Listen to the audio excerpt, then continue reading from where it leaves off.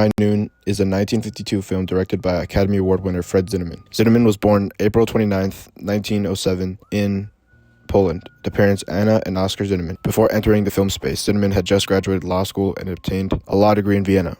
Only he would switch careers when inspired by the film The Big Parade, which released in 1925. Following this, he worked as a cameraman in Berlin and studied cinematography in Paris. From 1927 to 1928, after gaining enough experience, Zinnemann would immigrate to Hollywood in 1929 and build credibility as an extra, assistant director, and a documentary maker, leading to an apprenticeship with MGM that would later give him opportunities to direct his own films. He would continue making films until 1982, when his last film, 5 Days, One Summer, which was released in 1983, failed critically and commercially, which he then took as a sign to retire and work on his autobiography. Zinnemann would later pass away from a heart attack on March 14th, 1997, inside his home in London, England.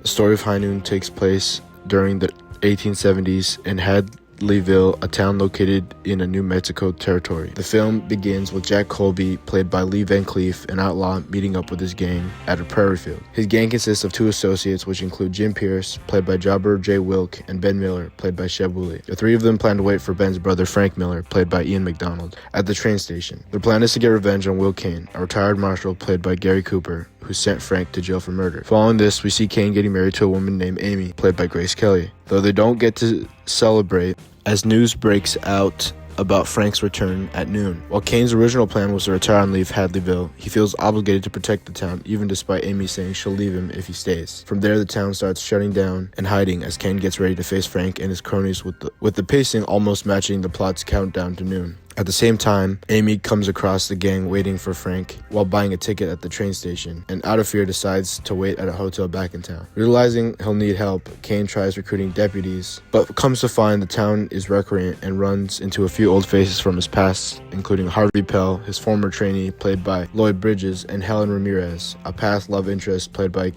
Katie Jurado. As word of mouth spreads, Pell informs Ramirez about the situation, who then tries to get Pell into helping Kane. However, Pell's reluctant because he still holds resentment towards Kane for not promoting him to marshal when he retired, believing it was done out of jealousy for his relationship with Ramirez. We later learn Ramirez was the lover of Frank and Kane, but after breaking up with Kane, got with Pell, which created some tension between all of them.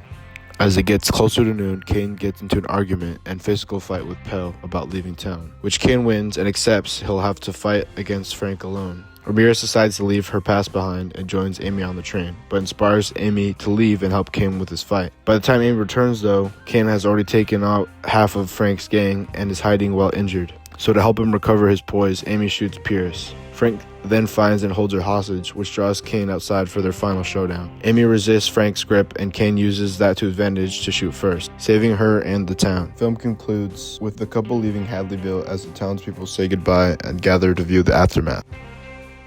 The first scene we'll look at is the one where Kane talks to Martin Howe at his home. Howe is played by Lon Chaney Jr., who delivers his lines in a way that shows he is a lived-in character and understands the town better than Kane and anyone who lives there. Cinematography is in first person and shows Kane and Howe's perspective when edited, as they switch between characters delivering lines and show how Kane looks down at Howe because he's sitting while Kane is standing when Howe looks at him. There's also a lack of music so that the conversation of the scene flows better. Now let's look at Howe's line and see why it's important.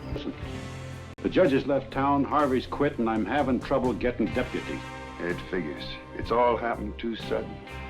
People gotta talk themselves into law and order before they do anything about it. Maybe because down deep they don't care.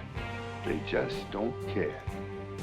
This quote from Howe reveals how people can be hypocrites and put themselves first before others when confronted with danger or the chance to help, and understand characters and their actions in the film. The next scene I'd like to look at is the one where Amy confronts Helen in her hotel room. The cinematography is in first person, and unlike the last scene we talked about, shows them both standing up, and the editing switches between them and shows them having a civil conversation even though they don't see eye to eye. You can also notice that the camera angle doesn't change to show that no one's looking down at each other or up. They're both on the same level and equal. And when compared to other scenes of Kane confronting people who don't like him or won't help him, you'll notice camera angle that show more body language and help illustrate opinions or an attitude that people have. Now let's take a look at Amy's line and see why it's important. What kind of woman are you? How can you leave him like this?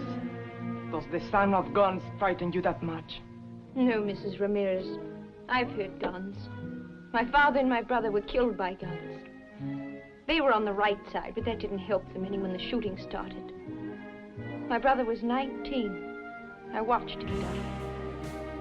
That's when I became a Quaker. I don't care who's right or who's wrong.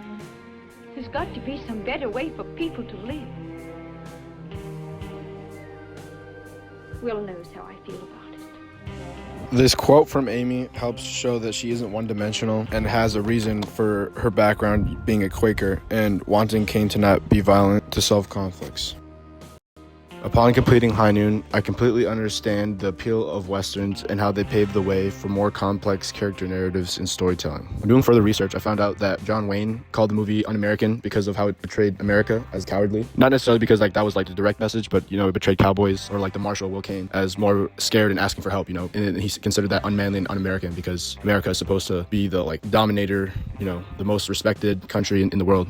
And I don't think it is un-American in my opinion, because I think a lot of great things have come from America helping other people and asking for help. It's not a bad thing to be afraid, because it's you're realizing some things are out of your control, and sometimes you do need help, and even if you do have to face them alone, it doesn't have to be bad. You just have to be careful and smart about how you approach it. When comparing Westerns from this time, or specifically High Noon, I can see a lot of elements that have helped inspire modern series, video games, movies, books, music, stuff like that. And a lot of the media I have consumed in the past, or I am consuming currently. Series that come to mind would be Steel Ball Run, which is the 7th part of an anime series called JoJo's Bizarre Adventure. It is a horse race across the continent of America for a grand prize. And another would be the Red Dead Redemption series by Rockstar Games. But back to the film, some things I really liked were the camera angles. They seemed a lot more modern, or things I would see in a lot of movies or TV shows I see today. And so I think it was really interesting to see some of those kind of interesting camera angles and shots. I also really liked how every once in a while the film cut to a clock showing the time getting closer to noon. And I think it's